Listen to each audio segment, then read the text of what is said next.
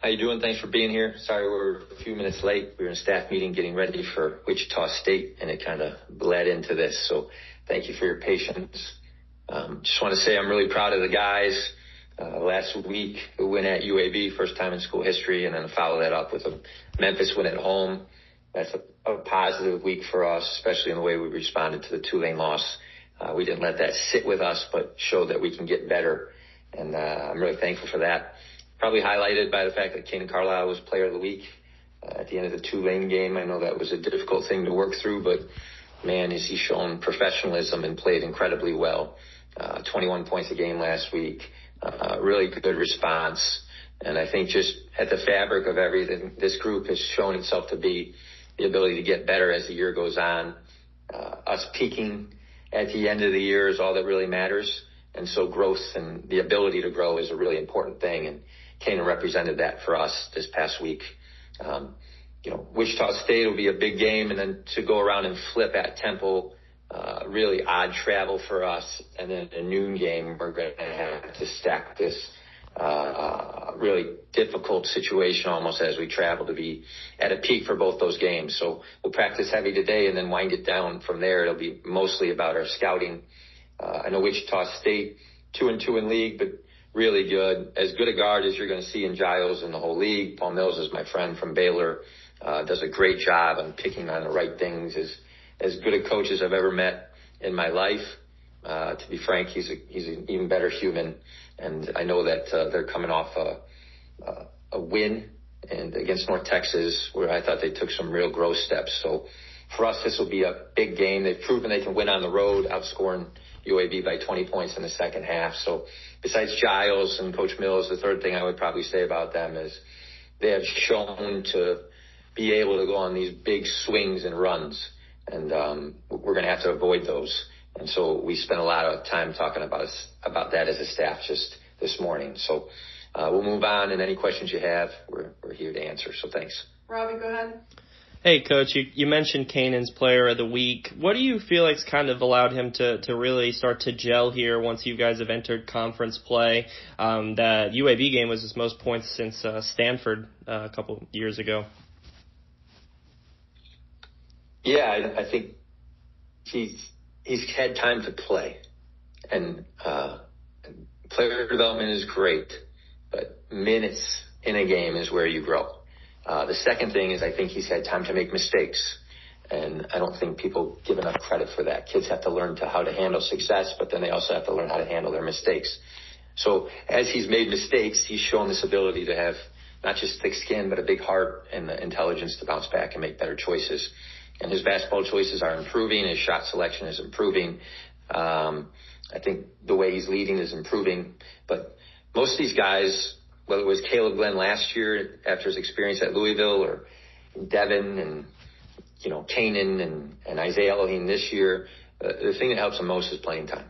And so Kanan's really taking advantage of that. The interior defense for you guys showed how good it was against Memphis. Wichita State has had some success on the other side, on the offensive side in the paint. Will Berg, how big is your guys' paint defense going to be this game between Devin and everyone down low? Yeah, I think the issue we'll have is Wichita State's number one in our league in offensive rebounding. They just passed Memphis after our game. Now, we did a good job of keeping Memphis off the glass, but when Devin Williams leaves to block a shot, you're now boxing out a 7'2" kid with a guard. And so they do a great job on the offensive glass. It's a staple of Scott Drew. He's always top 10 in the country in offensive rebounding. I think we've made that a priority this year. Mills is always going to make that a priority. So I'm not as concerned with our ability to contest the guards at the rim as I am on the weak side rebounding part. So we'll be judged this game predominantly by what happens if Devin affects their two-point shooting. Can we rebound afterwards? And then if he is rotated out, who's going to block Will's shot if he's not there to help? So that'll be the constant battle, but we'll fight that battle if Devin's going to give us 7 blocks a game. For me, I'd rather figure that out than not have that problem at all. And then last one for me, is there anything different that you guys do, or is there anything difficult about a 9 p.m. game?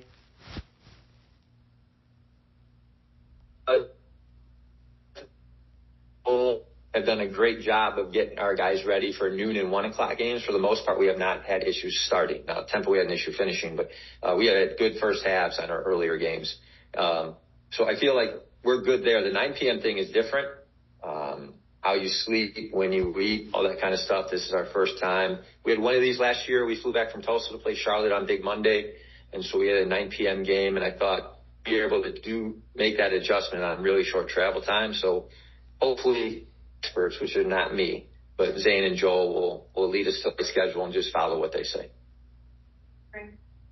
Coach, do you feel like for most of the season, or at least especially after the first few games, that your team is playing with a connectivity, that they're starting to really understand each other? Yeah. The thing about defense is it's best played together. You have to be good individual defenders, but our game is fluid. It's not football. You don't stop and then reset up, and you can't put your hands on people and control them physically. You have to cover for each other. And we're the number 2 defense in our league behind Memphis.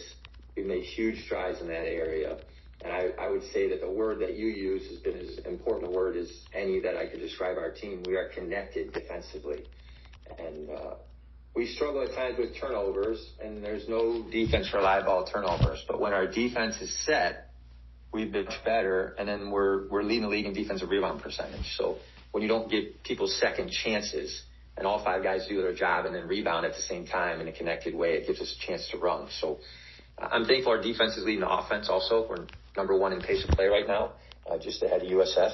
And so if you want to run, you got to play this kind of defense, and there's been real growth.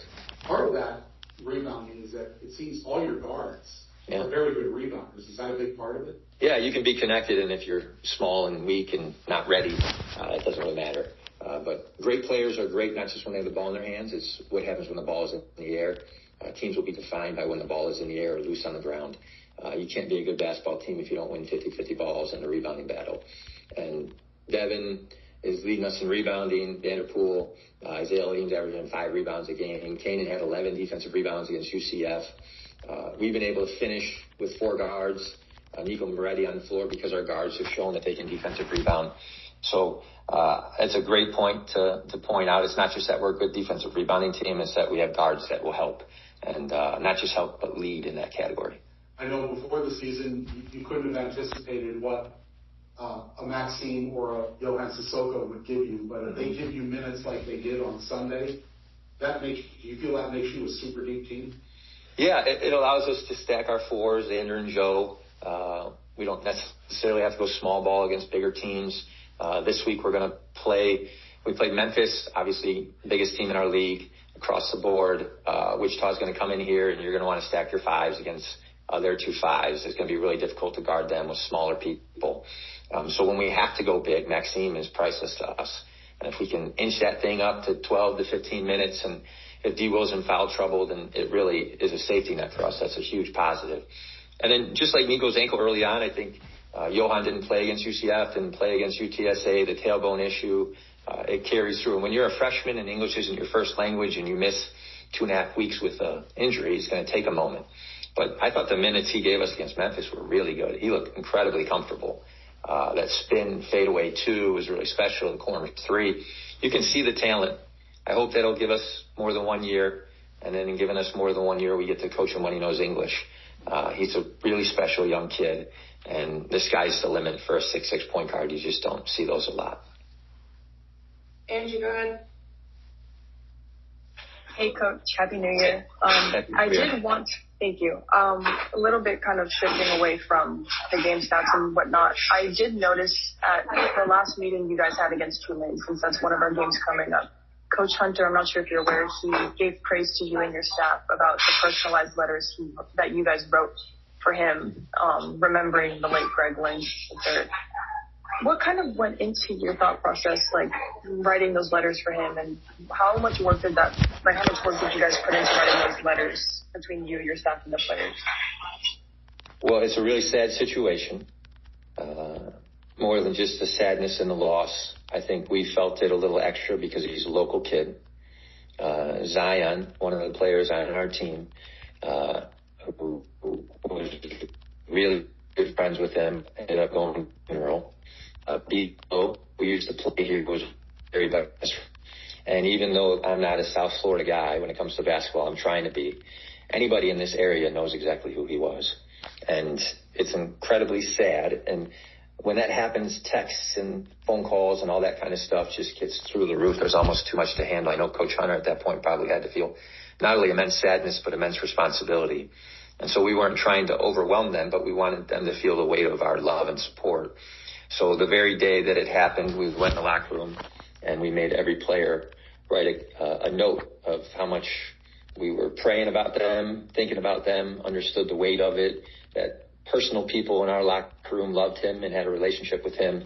And not only did he leave a meaningful life and leave a legacy in South Florida basketball, but that I thought Tulane did the best job this offseason of retention. And he was part of that. He had 13 assists against us in a home game last year, destroyed us at their place. And I thought he was a wonderful young man and a wonderful player.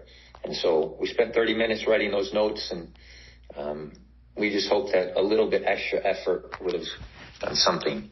You know, what can you do in that situation besides express your sadness and love and support? So Coach Hunter was kind enough, I guess, in his press conference to point that out. He's a good man. At the end of the day, I know people have a lot of opinions about NIL and our sport right now, but we still coach 18 to 23-year-old men, and that's what he was.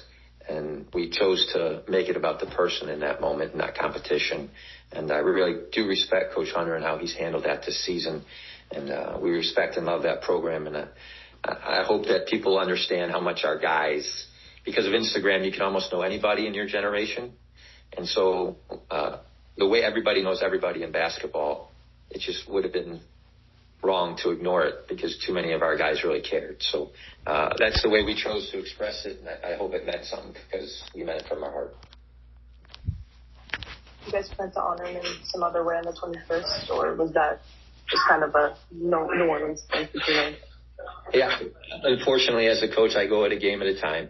A lot of that will be dealt with our media and SID department. I don't have an answer for that right now.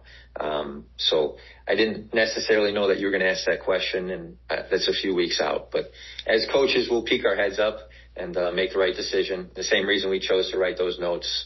I believe we'll do the right thing that evening. So I just can't answer it fully, but my guess is we'll do the right thing.